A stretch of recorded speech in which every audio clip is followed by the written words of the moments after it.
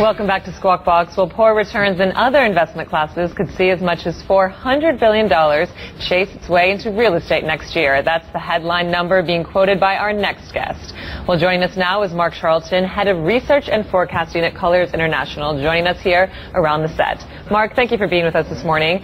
Taking a look at your survey, you predict a great moderation for global real estate going into next year. Now, the commercial real estate sector has seen a bit of a boom as investors obviously chase alternative assets in the low-yielding environment here. So do you expect continued growth in the U.S. specifically, despite this move from the Fed to get our first rate hike? Yeah, I think the interest rate rise in the US reflects the strengthening of the economy. It's been well charted, so it's been built into people's pricing expectations.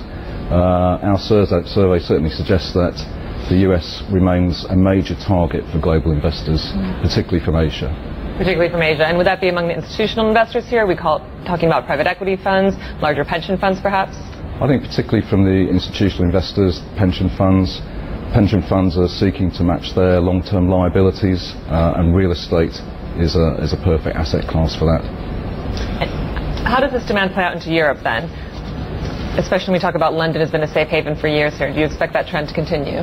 Well, I think I would separate out the UK from continental Europe. The UK has already seen a very strong recovery in the real estate market. In terms of continental Europe, we see that as a late cycle play. The economy has been struggling to recover, to gain any form of momentum, but now we've got some stability back in that segment, and we see that as the next wave of recovery in the real estate cycle. Mark, very good morning to you. I have a concern about the trade. I have a concern that it's becoming very crowded, that everyone, including some very studious Middle Europeans I know, friends of mine from Vienna and Germany, who are now property owners or second property owners because they see it's the only way they can get some income. No one gets a piece of land and puts a bungalow on it. No one gets a piece of land and willingly puts a piece of social housing on it if they're a developer. What they do is they buy a piece of land and put as many two-bedroom luxury flats on there as possible, and then try and sell them on blueprint to Asia, to the Middle East, to other willing buyers in Russia and what have you as well. And I worry that that is the market where we're seeing a lot of supply, and we're going to struggle potentially to see the income from that sustained. I think, if you look at the UK market in particular, we've seen a lot of Asian buyers coming in, and that's partly because people are seeking a safe place to invest their money. And the UK in particular is seen as a safe investment, politically, economically stable.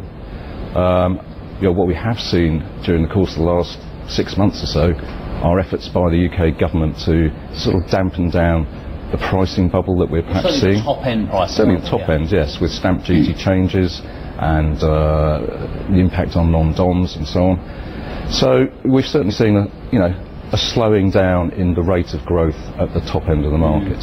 But you're right, there's no doubt there's a lot of new supply. And I'll just make one more point on that before Rita comes in. And I've always told people to do this. If you want to see what the London new build property market looks like, get on a water taxi at somewhere like Greenwich, and go up the river as far as you can. Go up to Putney, my old stomping ground, and look at the south side of the river and see how many new build properties are going on, especially around the Vauxhall area and areas which were previously incredibly unfashionable and now being sold as close to Westminster, close to the city. And it's just stunning how much property is being built.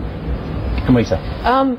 Do you see the impact on the sanctions on the Russians having an impact on the UK property market? Because we keep hearing about, you're going to see less Russian money flow. And I think we've already seen that in the UK. I mean, clearly the impact of oil prices and sanctions on the Russian economy has slowed that down quite dramatically, and there's clearly far less money coming in from the Russian buyers, both into the commercial and the residential sector.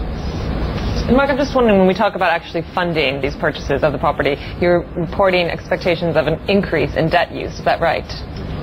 Yes, I think we're in a very low interest rate environment, and despite the recent increase by the Fed and anticipations of very modest increases in the UK, we are going to be in a prolonged low interest rate environment. Continental Europe, interest rates are going to remain very low for many, many months. And I think in that environment, we would expect to see investors leverage up to try and boost get that extra bit of return. And I have to wonder, just when we talk about risks to the safe haven status here in London, perhaps you could say for Europe as well, to what extent are investors concerned about the possibility of a Brexit? I think at the moment it's clearly on the radar, and I think from our point of view at Colliers, our concern is around the media frenzy that will build up over the coming months. And that, I think, will probably have as much effect as the Brexit decision itself. Just the fact that the media coverage is going to bring it to people's awareness.